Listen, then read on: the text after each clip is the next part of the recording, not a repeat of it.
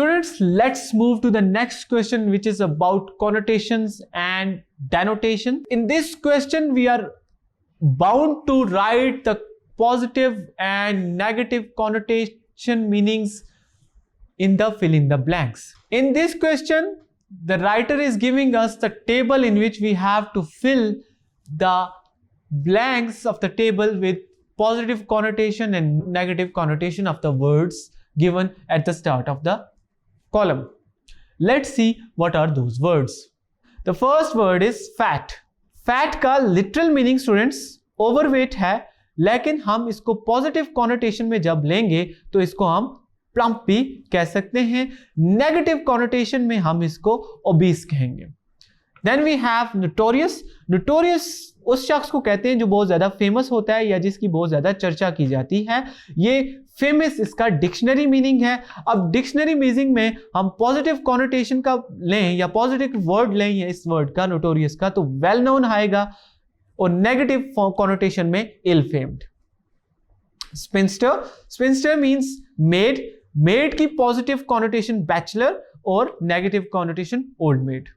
इसी तरह stern. Stern की डेनोटिव मीनिंग यानी डिक्शनरी मीनिंग हार्ड है, लेकिन हम इसको पॉजिटिव कॉनोटेशन में सॉबर भी कह सकते हैं और नेगेटिव कॉनोटेशन में हम इसको अनफ्रेंडली लेके जाएंगे. Then we have proud.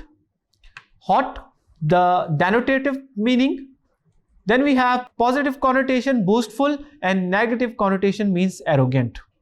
Hot उस बंदे को बोलते हैं जो बहुत ज्यादा एक्टिव होता है या इंटेलिजेंट होता है. Shrewd means intelligence. इसकी पॉजिटिव कॉनोटेशन वाइज आएगी और negative connotation crafty. Crafty means यहां पे जब हम जुगाड़ी किसी को कहते हैं अपनी आम जुबान में या देसी लैंग्वेज में, तो क्राफ्टी यहां पे उस जुगाड़ करने वाले से मुराद है, या वो बंदा जो जुगाड़ करता है उसको हम क्राफ्टी कहते हैं. इकोनॉमिकल. डेनोटिव मीनिंग यहां पे लो कॉस्ट है, जिसकी कॉस्ट कम हो. पॉजिटिव कॉनोटेशन में इसको लें तो हम डिस्काउंट कह सकते हैं, और नेगेटिव कॉनोटेशन में हम लें तो इसका चीप वर्ड इसको कह सकते हैं. Then we have fail. Fail का जो डिक्शनरी मीनिंग है वो अनसक्सेसफुल है. अनसक्सेसफुल की पॉजिटिव कॉनोटेशन लैकिंग और नेगेटिव कॉनोटेशन फेल ही होगा, कि fail itself a negative connotative mean. I hope student आपको ये एक्सरसाइज समझ आ चुकी होगी. We have already discussed the positive and negative connotation as well as the denotation and connotation in our previous video thoroughly. If you want to know more about connotation and denotation, kindly visit that video. Let's move to the next exercise.